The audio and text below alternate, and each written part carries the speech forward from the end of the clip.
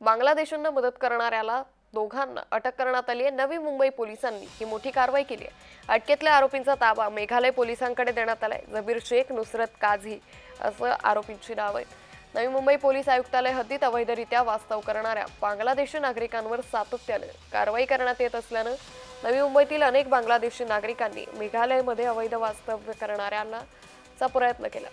या संदर्भात अधिक माहिती घेऊयात आमच्या प्रतिनिधी कविता लोखंडे यांच्याकडून। कविता, बांगलादेशांना मदत करणाऱ्या दोघांना अटक करण्यात आली आहे, काय अधिक तपशील?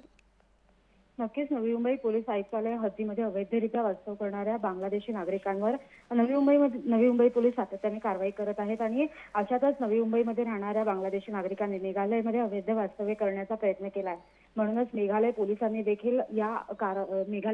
देखील बांगलादेशींवरती कारवाईचा बडगा उचललेला आपल्याला पाहायला भेटतोय।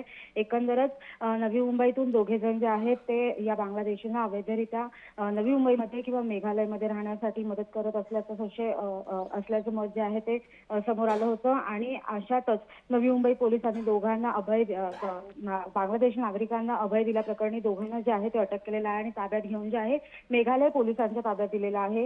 या नवी मुंबईचे जे गुन्हे शाखा कक्ष 1, वाशी आणि अनैतिक मानवी वाहतूक प्रतिबंधक कक्ष यांच्या संयुक्त पथकाने ही जी आहे ती कारवाई केलेली आहे। जबीर शेख आणि नुसरत काझी या दोन बांगलादेशी नागरिकांना अभय दिल्याप्रकरणी या दोघांना जे आहे ते ताब्यात घेतलेलं आहे आणि पुढील कारवाईसाठी जे आहे या दोघांना मेघालय पोलिसांच्या ताब्यात देण्यात आलेलं आहे। अंकिता, निश्चित, त्यामुळे या पुढची कारवाई कशा पद्धतीने असेल हे पाहावं लागेल। धन्यवाद कविता, आपण दिलेल्या सविस्तर माहितीसाठी।